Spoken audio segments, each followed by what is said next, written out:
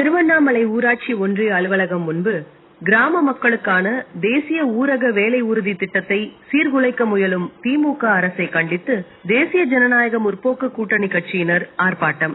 திருவண்ணாமலை ஊராட்சி ஒன்றிய அலுவலகம் முன்பு கிராம மக்களுக்கான தேசிய ஊரக வேலை உறுதி திட்டத்தை சீர்குலைக்க முயலும் திமுக அரசை கண்டித்து தேசிய ஜனநாயக முற்போக்கு கூட்டணி கட்சியினர் ஆர்ப்பாட்டத்தில் ஈடுபட்டனர்.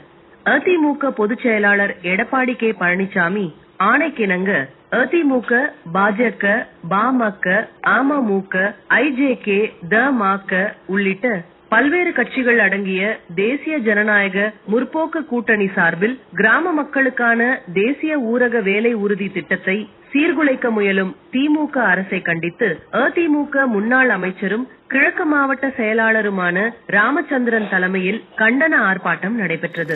மாண்புமிகு அம்மா அவர்களின் பொற்பாதங்களிலும் புரட்சி தலைவர் அவர்களின் பொற்பாதங்களிலும் அண்ணன் எடப்பாடி அவர்களின் கைகளிலே 234 கோவிலின் வெற்றியை சமர்ப்பிப்போம் என்று கூறி வாய்ப்பு தந்த பொதுச் செயலாளருக்கும் என்னுடைய வணக்கத்தையும் நன்றியும் சொல்லிக் கொள்வதோடு அண்ணன் முதலமைச்சரான பின்னால் 10 தேர்தல் வாக்குறுதிகளை கொடுத்திருக்கிறார்கள்.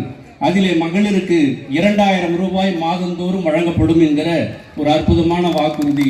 இந்த 100 நாள் 125 நாளை 150 நாளாக மாற்றி தருவது, கிராம பகுதியிலே நகரப்பகுதியில் இருப்பவர்களுக்கு வீடு இல்லாதவர்களுக்கு இடமில்லை என்று சொன்னாலும் இடத்தையும் வாங்கி வீடு கட்டி தருவதற்கான திட்டம், ஆண்களுக்கும் பஸ்ஸில் கட்டணம் இல்லாமல் பயணம் செய்யக்கூடிய வாய்ப்பை பெண்களும் ஆண்களும் எல்லோரும் பல வேலைகளில் இருப்பவர்கள் கிராம பகுதியில் இருந்த பெண்கள் மட்டும். போராட்டம் இது போராட்டம், போராட்டம் இது போராட்டம். நிர்வாக திறனற்ற ஸ்டாலின் அரசின்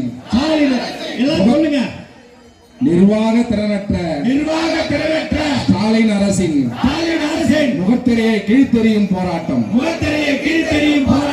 ஆர்ப்பாட்டம் இது ஆர்ப்பாட்டம், ஆர்ப்பாட்டம் இது ஆர்ப்பாட்டம். ஏழை எளிய மக்களின் வாழ்வாதாரத்தை நசுக்கும் விடியா திமுக அரசை கண்டித்து ஆர்ப்பாட்டம் இது ஆர்ப்பாட்டம். விடியா திமுக அரசே, விடியா திமுக அரசே, தேசிய ஊரக வேலை உறுதி திட்டத்தை 150 நாட்களாக உயர்த்தப்படும் என்று கொடுத்த வாக்குறுதி என்னாச்சு?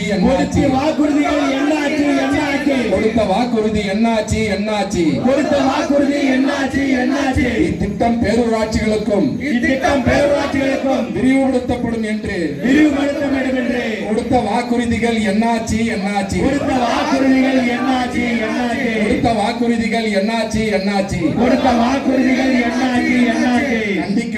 கண்டிக்கின்றோம்.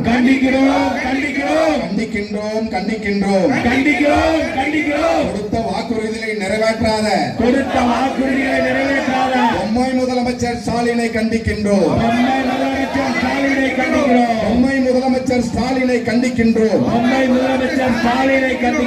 பொய்த்துவிட்டது திமுகவின் வாக்குறுதிகள் அனைத்தும் பொய்த்துவிட்டது.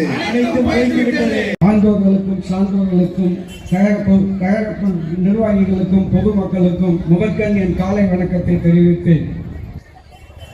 மன்னராட்சிக்கு முடிவு கட்டி மக்களாட்சியை தமிழகத்திலே கொண்டு வந்த மக்கள் திலகம் மன்னாரி மன்னன் புரட்சி தலைவர் 8வது வள்ளல் இருக்கும் திசை நோக்கி வணங்கி மக்களால் நான், மக்களுக்காகவே நான் என்று வாழ்வு வாழ்ந்து மறைந்தும் மறையாமல் மக்கள் மனங்களிலே வாழ்ந்து வரும் புரட்சி தலைவி அம்மா அவர்களை வணங்கி ஏதோ ஒரு குறிப்பிட்ட குடும்பத்திற்கு வாய்ப்பை கொடுத்து பழைய கால மகாராஜாக்களின் ஆட்சி நடப்பது போல் தான் அதற்கு பிறகு அவருடைய வாரிசு என்ற நிலையிலே நடந்து கொண்டிருக்கின்ற ஆட்சியை போல், இயக்கத்தை போல் இல்லாமல்